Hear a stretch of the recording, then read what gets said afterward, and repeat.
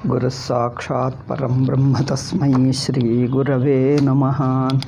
श्रुतिस्मृतिपुराणानाम् आलयं करुणालयं नमामि भगवत्पादशङ्करं लोकशङ्करं। शङ्करं शङ्कराचार्यं केशवं बादरायणं सूत्रभाष्यकृतौ वन्दे भगवन्तौ पुनः पुनः। नमामि गौडपादं च शङ्करं श्रीसुरेश्वरं स्वामिनं सच्चिदानन्दमिन्द्रं तं ज्ञानरूपिणे। अविद्या स्वरूप विषये केषाञ्चिन् मतं। Now the 30th point. In this 30th point we are going to discuss somebody's view about the nature of avidya. Now a question may arise, why we should discuss others' views. See, this is not a dogmatic religion, this is a philosophy. In philosophy is like a science. In Vedanta it is a tattvanveshana. We are seeking the truth, searching for it, trying to understand, which is a universal experience. So it is not any personal opinion. Facts are not personal opinions. See, facts are not personal opinions or personal standpoints. Okay, two things. They are neither personal opinions nor the personal way of looking. Is called truth. Truth is truth. Truth is truth to everybody. Truth is truth to everybody. Truth is independent of what you think about it. What you think depends upon you, your mind, your way of looking, but the truth itself doesn't depend upon who looks at it and how he uses it. Okay. Therefore, to understand the truth. Now here the nature of avidya we are discussing elaborately, because some people may say, okay, whatever is the nature of avidya. Somebody wrote letter to us, one Swamiji from Bombay wrote a letter to our Karyalaya and saying that you are telling that something different, that there is no avidya and all that.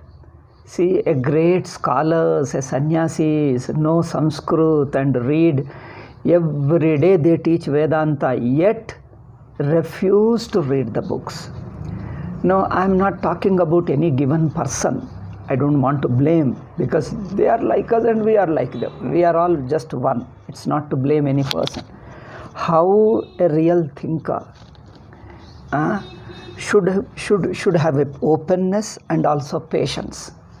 Okay, he should have openness and also patience. He should listen, he should read what others say.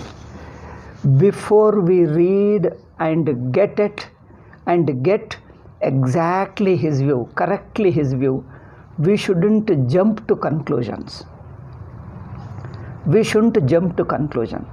Or if you feel that you are so much prejudiced and you have no patience to read others, just keep quiet what you know and it is enough.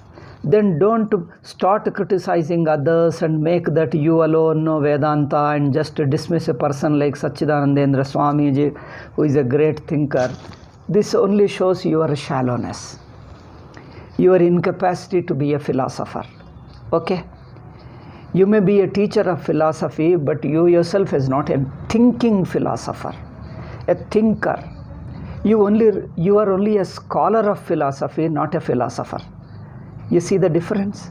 A scholar of philosophy memorizes others' ideas, tries to understand them, memorizes them and repeats in front of others. You may be a scholar of philosophy, but not a philosopher himself. Philosopher is an inquirer, is an investigator who investigates, searches for it and discovers it.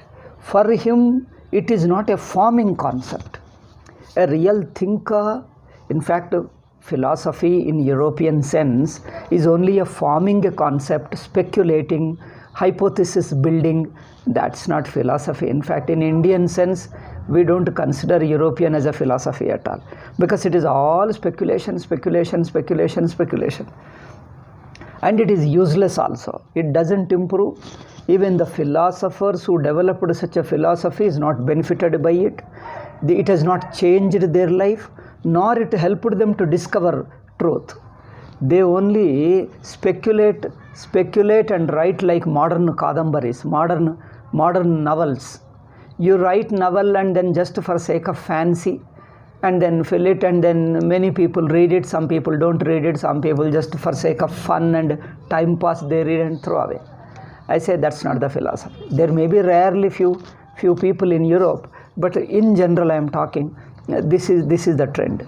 But in India, nobody, no ordinary man becomes a philosopher unless he is a sadhaka, unless he sincerely commits and dedicates all his life for it, and he lives the philosophy which he thinks and teaches and understands, which he thinks, understands and teaches others. He himself lives it, and living is important. Therefore, it should not be just an idea or a concept just to memorize and teach others. You fold a degree, and these universities are most useless one. Not only useless, it is a what you say, a degeneration of human thinking. The modern universities are a degeneration of human thinking. That means they are all first propagated by propagandists, propagandist philosophy and propagandist politicians. When they are in the hands of propagandist evangelists and also in the hands of politicians, some people use them very, very harsh word, and it is nothing but only a propaganda material, a political material. There is no spirituality, there is no thinking in them. Therefore, the universities are useless. That's why one thing you know about the universities, they hate the philosophers. You know, the university scholars, university professors, they hate the philosophers. They hate Vedantins. They hate sannyasis. They hate sadhakas. Because they think that philosopher means they should be like them alone. If anybody thinks, they don't like them. They don't like. You talk to philosophy scholars, they hate real philosophers, philosophy thinkers. Because they are only blind followers. They are repeaters. Anyway, so here, a sannyasi should not be like that. A sannyasa is a thinker. If he is interested, he should read Satchidananda Swamiji. If he is unable to understand, he can discuss with us, or he can write letters to us. We will explain patiently. If you are sincere, of course. If you want unnecessarily argue and waste our time, we won't do. But if you are sincerely, of course, if he is a sannyasi, if he is a seeker of truth, definitely we will reply. We definitely means we love, because discussing with an open-minded person, a thinking person, a philosopher is always very interesting. But if you already have a prejudice and you want to accuse people and be responsible and just to hide in some quotation, these are all childish ways, so there is no point in answering. And he himself doesn't want an answer. Now he quoted Yoga Vasishta, that Swami quotes Yoga Vasishta, and he says that, see, you are putting Adhyasa alone is there, Avidya is not there. Without Avidya, how can there be Vedanta? All Vedanta is only to remove Avidya. And you say there is no Avidya? And he says, after Jnanam, Avidya is not there, but you are telling in the beginning alone there is no Avidya? Such a childish, and he is a sannyasi. And he is a teacher, Vedanta teacher. You understand? According to him, Swamiji told that there is no Avidya. See, then now he puts a question, if there is no Avidya, then why study Vedanta at all? Study of Vedanta is to remove the ignorance, and you are telling there is no Avidya at all. And now he says, he quotes some Yoga Vasishta, and he says, see, accepting this way, Vasishta's view, hereafter stop all your ashrama, stop all your writing books, and accept that there is avidya, and stop all your Swamiji's ashram and books and all that. I found, is he a sannyasi or a school child, a lower KG, upper KG child? This is the way. Then I replied, anyway, since I happened to be here and the letter came in English, so, and I am the only one here who knows English and could reply. Other people know better, they are greater scholars in Sanskrit and others. So I replied, I say, nobody said, did you read our books first? Without reading, you are accusing us. First you learn how to read, okay? First you learn to read and read properly and then put a question.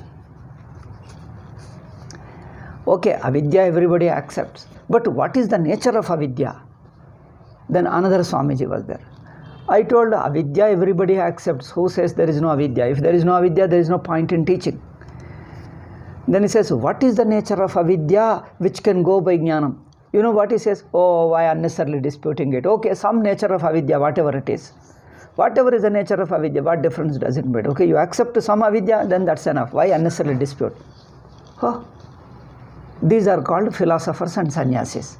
They have got a band of people, 100 disciples. They keep on teaching every day. Oh, these are the sannyasis. It may looks that I am accusing sannyasis. See, if they want just to do tattva vichara and keep quiet and don't want to dispute, they should keep quiet. Teach and remain silent. But you accuse and write letters to us and then say that Swamiji is wrong and then we have misunderstood. Then there are some peculiar people. They themselves criticize, raise the topic. Then I asked, what is that? Let me know so that if I know, I can answer. I told, no, I don't want to argue. When I have to answer, he says, I don't want to argue. But he keeps on accusing, arguing. Then I say, let me answer. And no, I don't want to argue. Huh? These are peculiar people. He himself accuses, argues. And when I say, let me answer, no, I don't want to argue.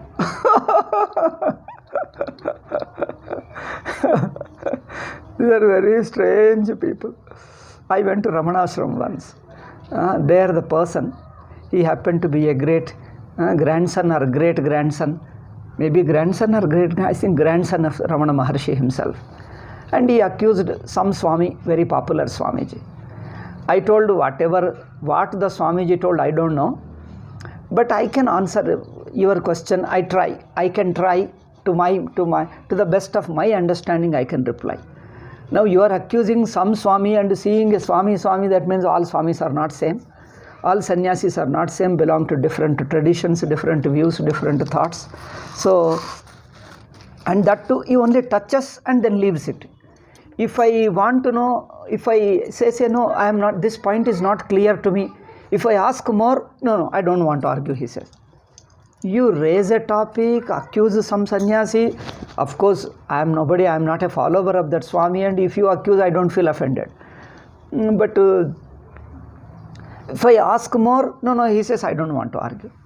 Then, okay, let me know now, can I answer what I know? No, I don't want to argue.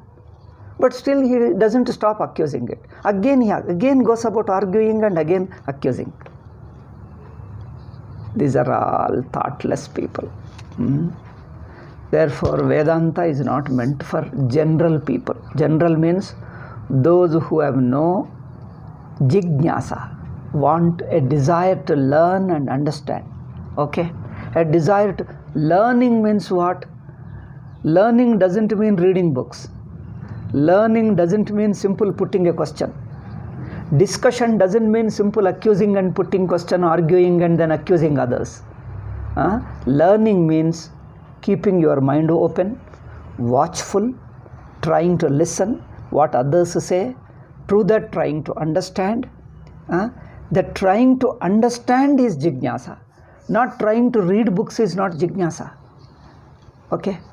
Then accusing others is not discussion.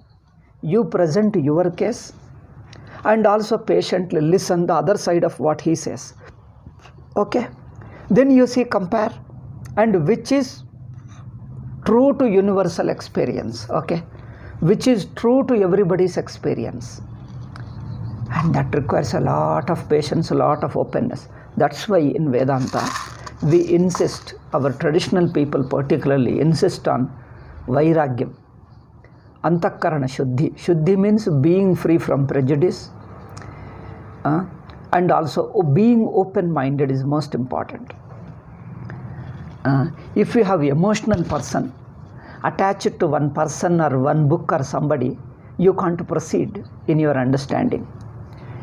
If you are loyal to one person, see, a devotion, a bhakti in one guru is one thing, but being loyal to somebody means now you are not open, you have closed your mind. Loyalty is not openness. Loyalty makes you closed man. You should not be loyal to anybody. Loyalty means commitment, I mean. Just a blind commitment, blind follower of somebody. In this sense, I am using loyalty. Being a blind, that means whatever our Guruji told, we defend every argument of him, even if it is wrong. Even if it is wrong, also we defend. Now, if this is the way, this is good for political party, not for Vedanta. Okay? So, we are discussing the others' concept of avidya.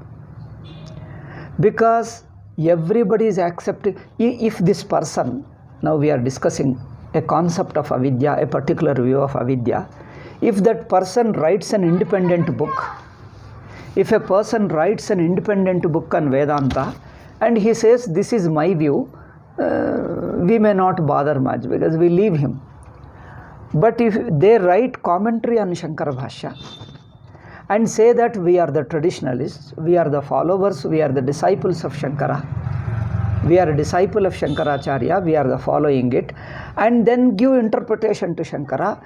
If you say that you are a follower of Shankara and give an interpretation, we expect that your interpretation should be true to your Shankara, because Shankara is our Guru, Shankara is your Guru, we are all followers of Shankara. When all of us are followers of Shankaracharya, then all of them have equally right to read Shankara's books, try to understand, try to think. Okay, we all have equally. And you can't claim that your interpretation of Shankara alone is right, and I have no right to criticize nor give an alternative interpretation. Okay. I have no right to give alternative interpretation, I can't think. Now your interpretation, I must accept it. Now this is a very strange thing. If you have got an interpretation, then we also can interpret. Or at least we can verify whether your interpretation is true to Shankara or not, true to Upanishads or not. Now he says, no, you can't. You can't verify whether our interpretation is true to Shankara or not. You have to accept, because I claimed that I am a disciple of Shankaracharya. Once I have claimed that I am a disciple of Shankaracharya, that's all. You must accept my interpretation. But your interpretation is openly, obviously against Shankara's statement. Shankara's express statement, explicit statement. Shankara's explicit statement is Adhyaso Avidya. You interpret it. But Adhyaso Avidya is not against experience. It is so clear. And they say, no, my interpretation alone is right and you must accept it. So once you give an interpretation, and that interpretation passes for Shankara's tradition, Shankara's Vedanta in the society, when we are all supposed to accept it, because we are bound to accept, we are made to accept that this is the only interpretation of Shankara, then we have got a right to question. Question not on our independent capacity, question two ways. One is a universal experience. Second is in the light of Shankara Bhashya, very Shankaracharya, what Shankaracharya openly stated in the statement and also elsewhere. So based upon Shankaracharya's statement alone, we are trying to verify how far your interpretation is true to Shankara's. Because Shankara's implication is very clear. It is the nature of Shankara Bhashya. See, Shankaracharya doesn't leave anything unstated, unexplained. This is one important thing. One Swamiji, another Swamiji also explains Mula Vidya. And he says, yeah, Shankara has not stated Mula Vidya. Though he did not state here, we have to interpret his statement as implying Mula Vidya. We must interpret it. And by assuming that Shankara implied, though he did not state it, this is a very peculiar argument. Then if you don't interpret, if you don't impose Mula Vidya in Shankara's statements, he says, then we have to say Shankara's philosophy is deficient, highly deficient, because Shankara is not explaining many cause of adhyasa he is not explaining. Now they interpret this way, they accuse Shankara as an incomplete and defective, and the later commentators, later followers of Shankara has justified, defended Shankara's view by supplying what Shankara left out. By supplying what Shankara had left out, by modifying Shankara's philosophy, Shankara's prakriya. We don't call philosophy, we call prakriya. By modifying Shankara's prakriya, they have done great justice to Shankara. Then if you think that Shankara's teaching is deficient and your explanation alone justice to it, then others also have an equal right to read Bhashya and try to understand as it is.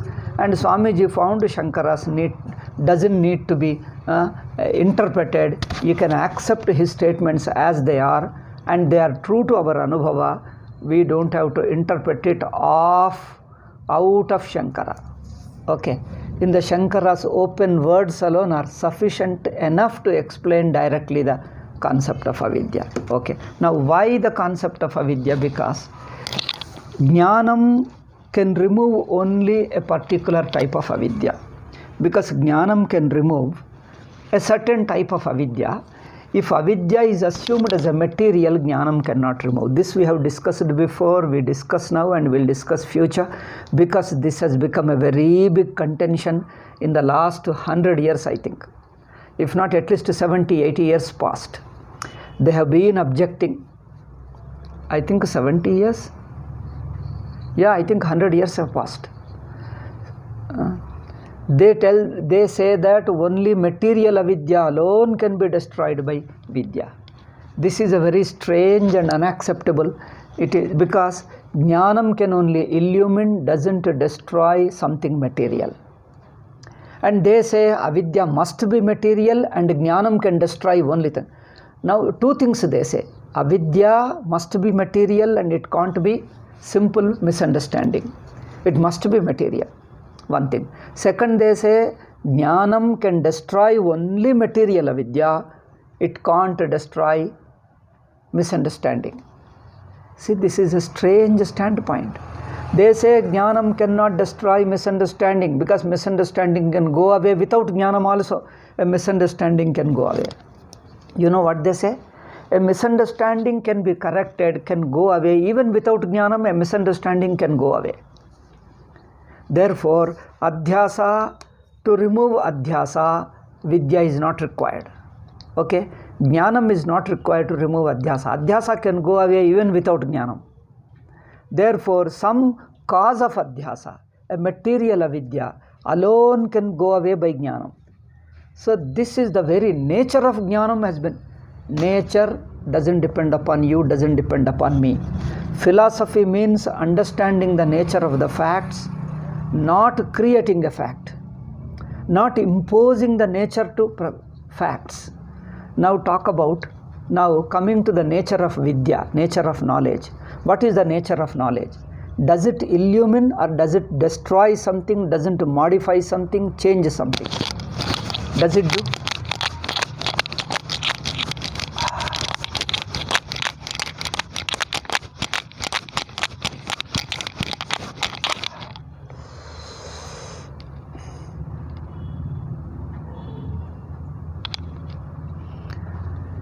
They say Jnanam or knowledge can destroy only material avidya.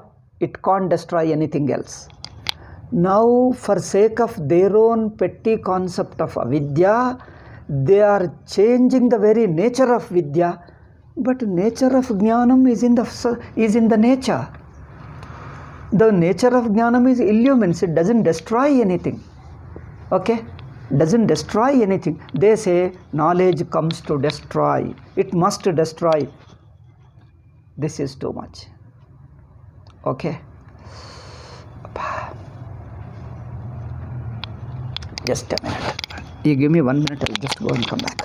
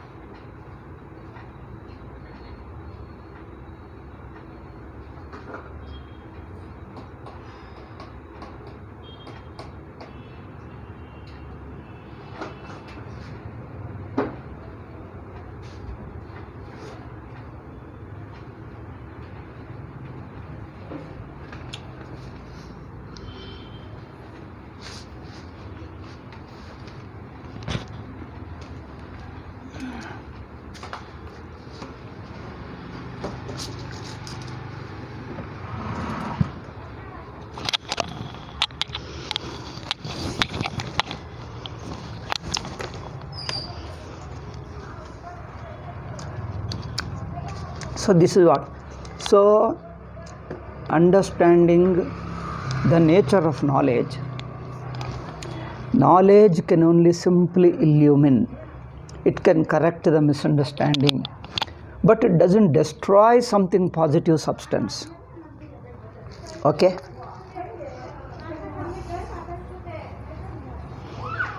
Therefore, we have to see in our anubhava what is that nature of avidya. We are not hypothetically deciding what is the nature of avidya. Okay? By speculation, we are only looking at it, looking at our anubhava. We are only looking at our anubhava to see which aspect of our anubhava is avidya and which can be destroyed by knowledge. Two things.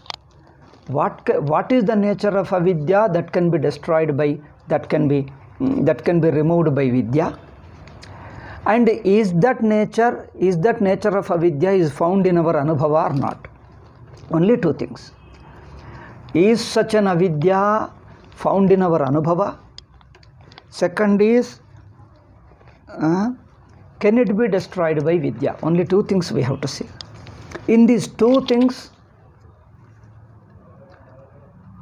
they have failed. Failed means they have speculated, which is unacceptable speculation. Regarding the nature of avidya, what is not in our anubhava, they started imagining, speculated, they accepted some material avidya which is purely speculation. It is not found in anybody's anubhava. First. Second thing about it, such a material can be destroyed by vidya. This is also against anubhava. Both are against anubhava. The nature of avidya, they have speculated that jnanam can destroy only such an avidya, and jnanam destroys such an avidya. This is a second speculation. Both are false. They are against anubhava. We only watch our anubhava and discover.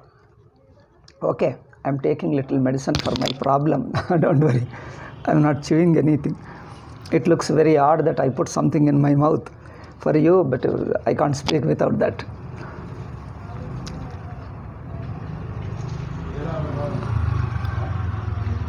Okay, so tatra kechidahuhu, the 30th point I am reading.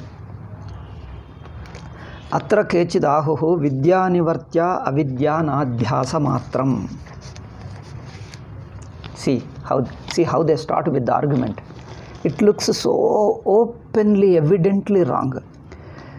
Avidya which can be removed. Removed means corrected by knowledge.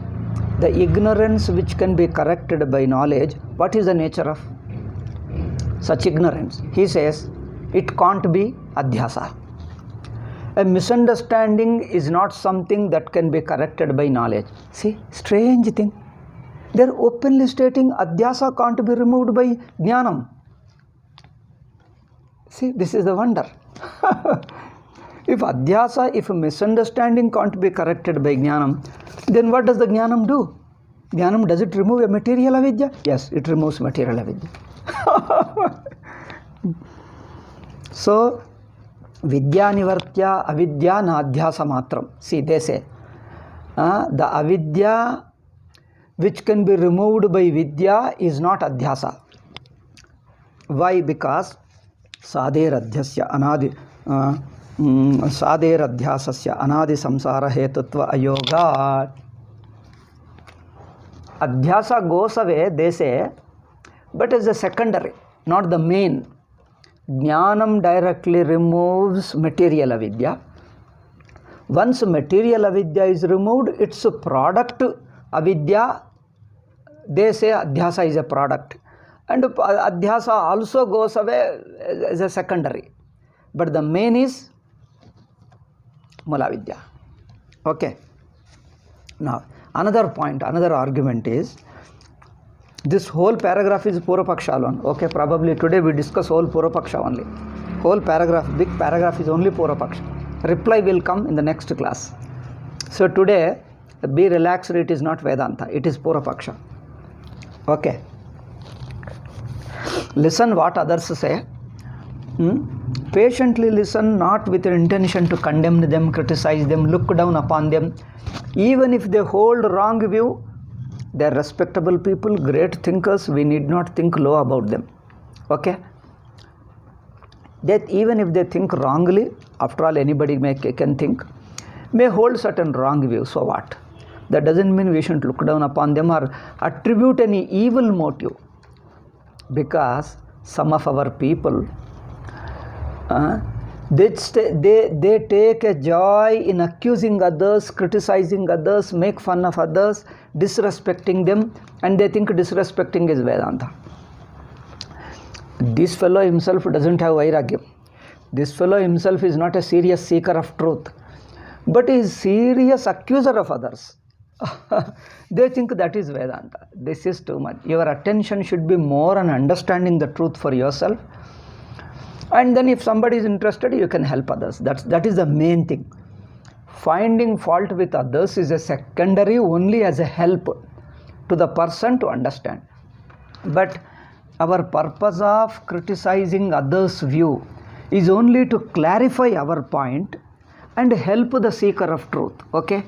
To clarify our point and help a seeker of the truth.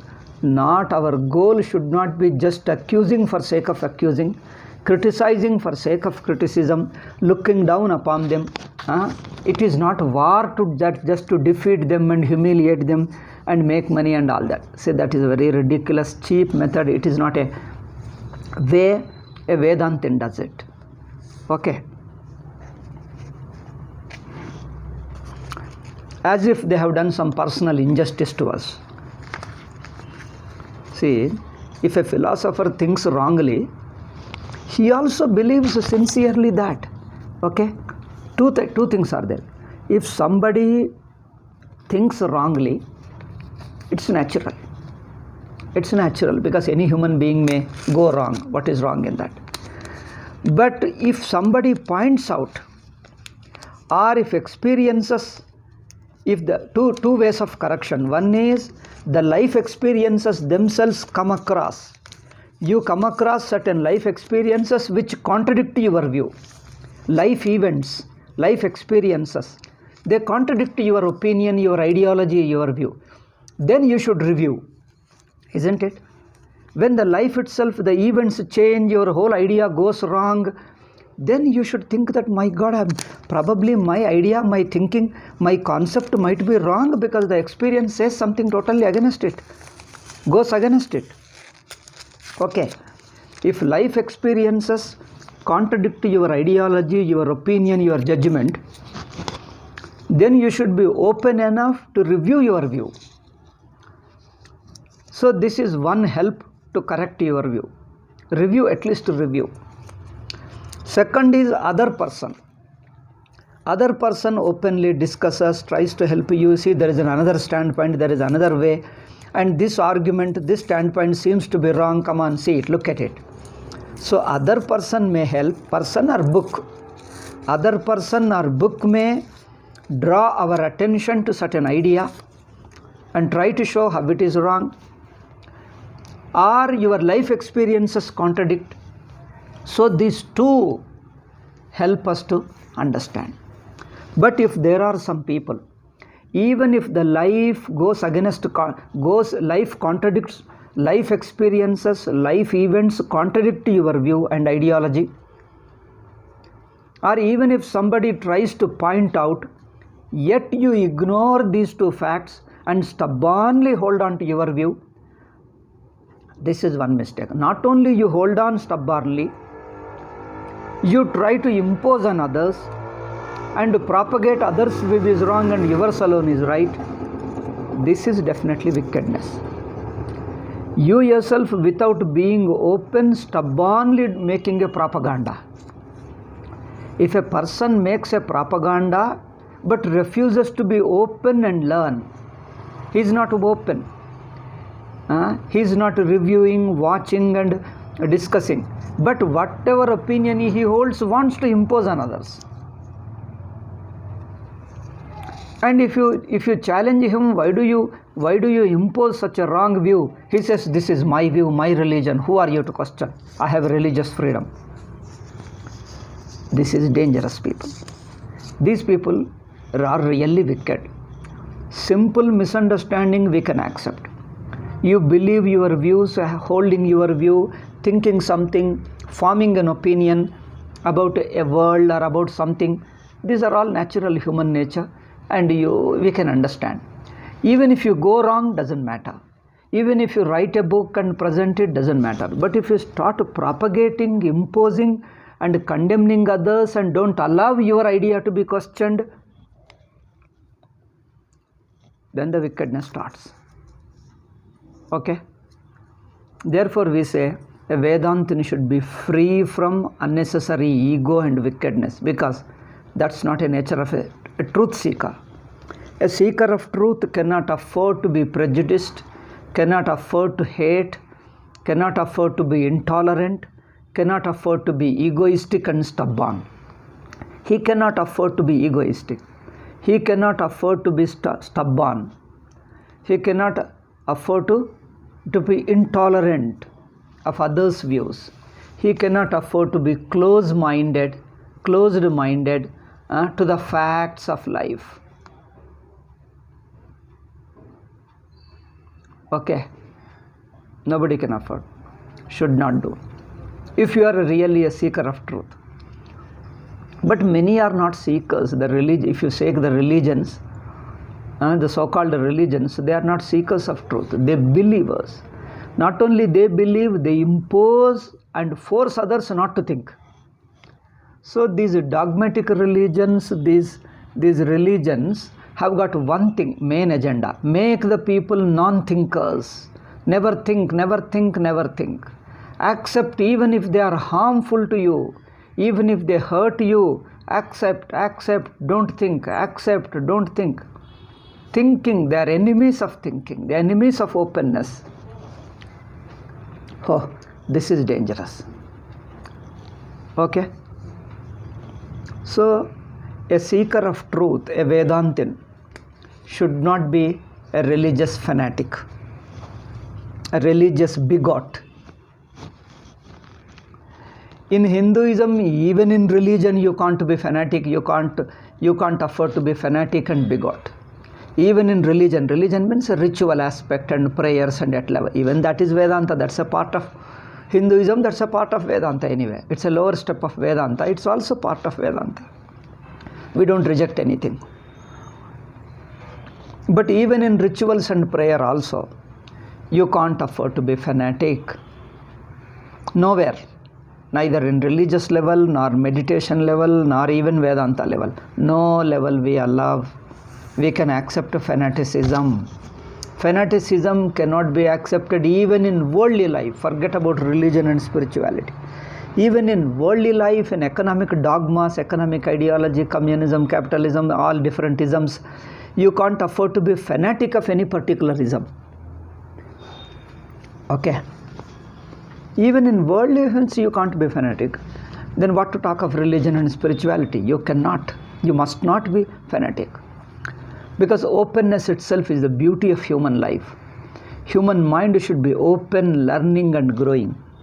If you get stopped at one point and stagnated and accept it and don't allow others to question it, that is a highly dangerous thing. Okay. Holding a wrong view itself is not bad, but the stubbornness goes with it is a problem.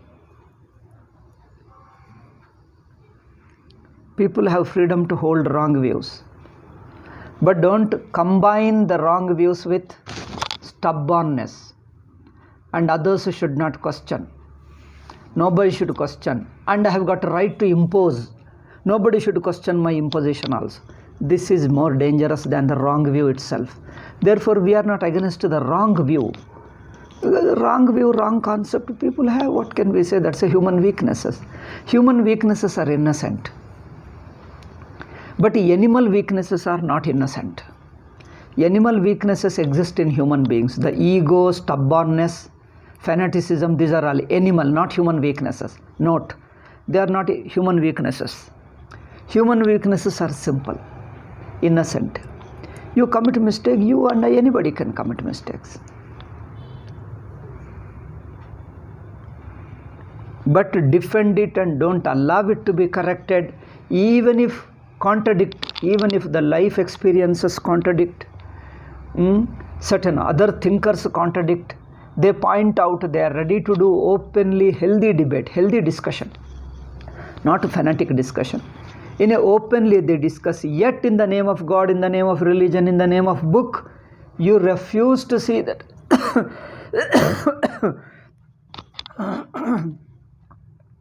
You refuse to see there is a contradiction in life. Life is contradicting, others are contradicting, yet stubbornly wants to hold on and wants to impose on others.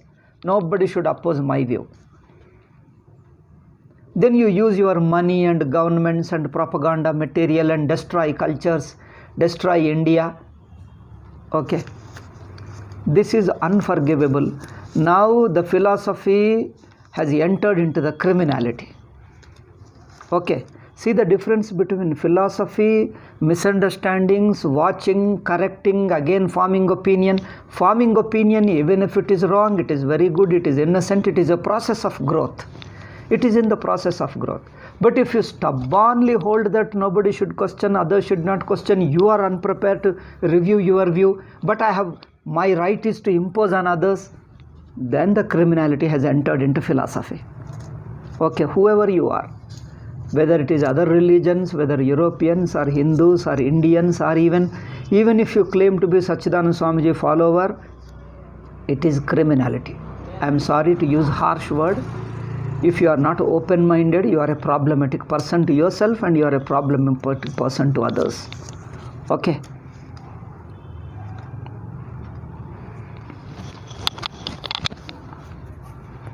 It needs to be patiently watched, without prejudice, without intolerance, without hatred. Patiently watch. Even after gaining some understanding, try to review again and again. Probably you might be misunderstood. Sometimes we are under the misunderstanding. Discovering our own misunderstanding is very difficult. You require an extra patience, extra watching, extra verification. Again and again you have to verify, am I right? Or am I under misunderstanding? Because once you are in misunderstanding, you think you alone are right and others are wrong. There you require a lot of openness. Because if you are sincerely interested in truth, if you have vairagyam, if you are interested in truth, you will be very gentleman, very open man. Even walking the path of investigation, walking the path of learning the truth is a very gracefully you will be learning. Gracefully you will be discussing. With an open mind, gracefully you will be proceeding ahead. Because it is discovering the truth. The truth is nobody's personal thing. Why worry? Why be prejudiced? Why be angry? Why be intolerant? Truth is truth. Nobody owns the truth. It is yours, it is mine. You may discover early, I may discover tomorrow, or I may take 10 years. But everybody has to come to accept the truth, whatever it is. Okay? So this kind of a patience, that's why Vedantin is worshipped in the world as the greatest man. Not greatest man is worshipped as a god because he transcends all the human weaknesses, animal weaknesses. Then alone the very searching of the truth modifies you. Your human nature changes. Because you are no more a hateful person, no more an intolerable person, no more a prejudiced person. You try to see the universal fact of everybody. It is a fact of everybody's heart. So nobody need to disagree. So once you accept such a universal fact which anybody can see, anybody can verify, then you transcend your individuality and come to the truth as it is. Therefore, the very becoming a Vedantic sadhaka itself requires a great openness. That's why in our Shastras, even the very Vedantic sadhaka is worshipped as a great man, as a rishi. Even a sadhaka is a rishi. Because it requires a lot of discipline, lot of purity. Purity means unprejudiced. Purity is non-emotional. Purity is no stubbornness. Just to be a simple open mind. Wholehearted, simple open mind. So that kind of a simplicity and openness is Vedantic sadhaka, Vedantic seeker. And you have to learn from other people. Other senior sadhakas, other gurus, learn from them. Not the simply concept alone, even the mind, the nature, all that we have to learn from them. Then we learn the ideas and which prakriya also. But just to becoming a follower of somebody because he is already popular in the society and say that I am a follower of him and start repeating few words, few concepts and start dismissing and humiliating others. This is not a Vedantic vichara. Okay. Now see here. Sader adhyasasya. He proceeds with his argument. Avidya. See, once in a while I have to touch these points also which I have told today.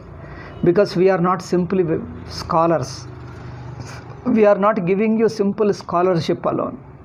If scholarship alone was a goal, we just say the arguments and go proceed. No changing the personality, improving your personality, becoming a gentle, open-minded, a man of integrity, a person of integrity, and be humble and open towards all. Not being stubborn and not hateful to others, even if he holds wrong view. No hatred for others, no intolerance for others. This itself makes you real Vedantin. This makes you, because the truth which you are going to understand, that Atma is Brahman. It is not that your Atma alone is Brahman. Everybody's Atma is Brahman.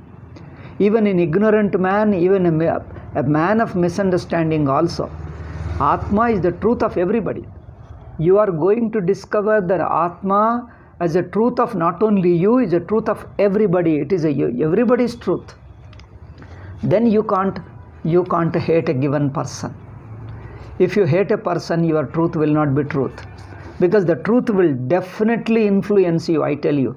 Your intolerance, your hatred can never leave you without disturbing you. It affects your thinking. It affects your understanding. I tell you, whoever is intolerant, whoever is hateful, his understanding of Atma is definitely wrong. It can't be true.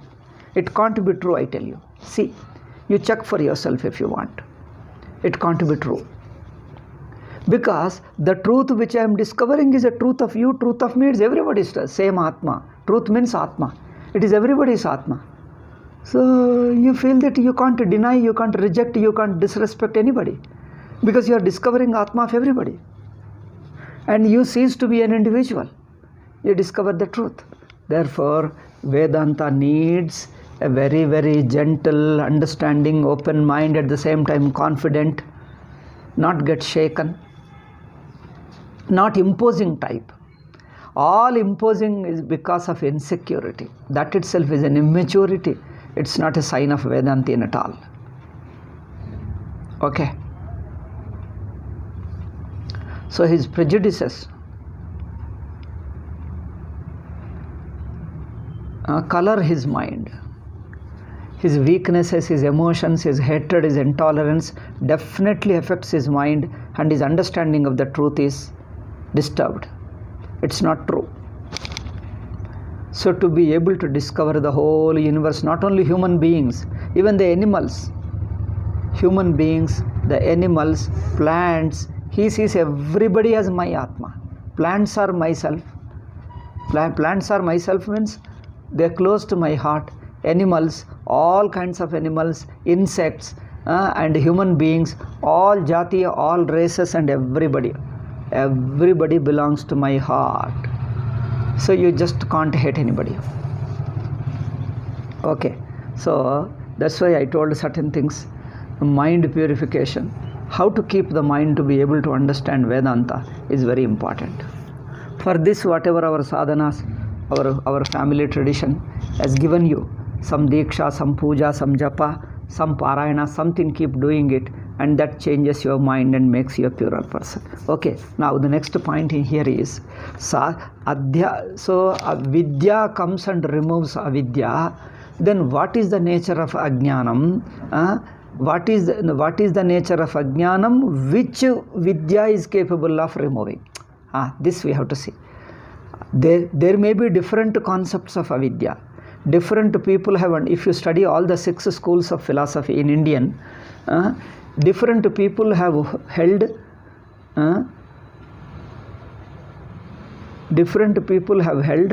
the different concepts of avidya.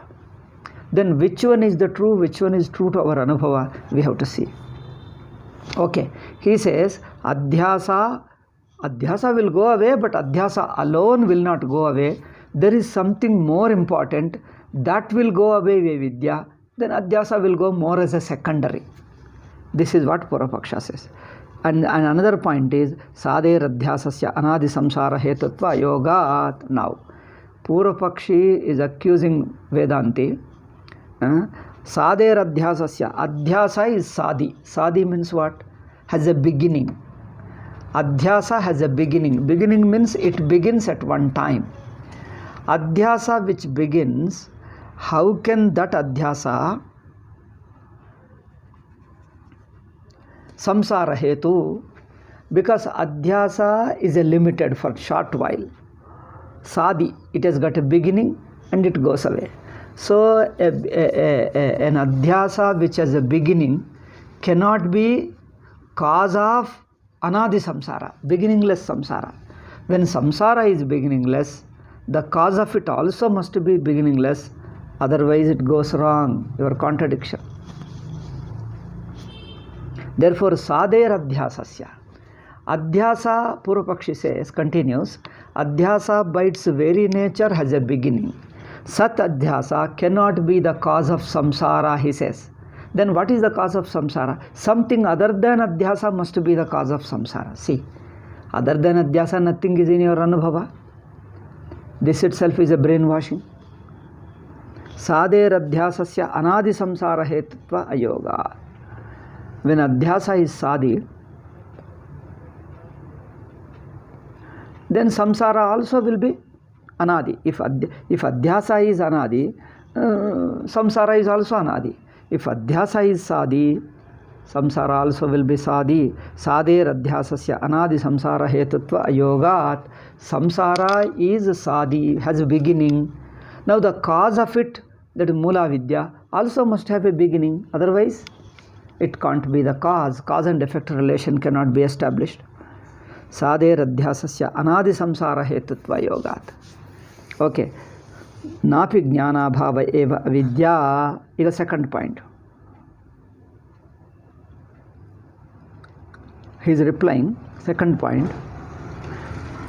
Jnana Abhava, absence of knowledge, absence of wrong knowledge cannot be called avidya, because simple absence of knowledge can't be avidya, because abhavasya anaditva sambhavepi, although abhava means absence of knowledge, absence of knowledge, that alone is right. So jnana bhava, although it has got a beginning, therefore since samsara has a beginning, then jnana bhava, samsara has a beginning, then jnana bhava can be cause of it, so nothing wrong in it. Yet it's a possible, there is a possibility that jnana bhava can be cause of adhyasa, samsara brahmopadanatva yogat. Yet there is a difficulty.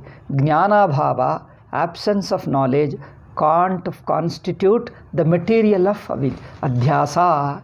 They say it must be a material of adhyasa. Kintu bhava rupameva anadi kinchitu. Therefore, there is something material and also beginningless. That is the nature of avidya. And also sarva jadopadanam avidya shabdamatram vichinmatrashrayam. Sarva jadopadanam.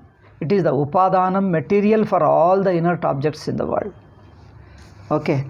Sarva jadopadanam avidya shabdavacham. That is called avidya. Okay. Chinmatrashrayam.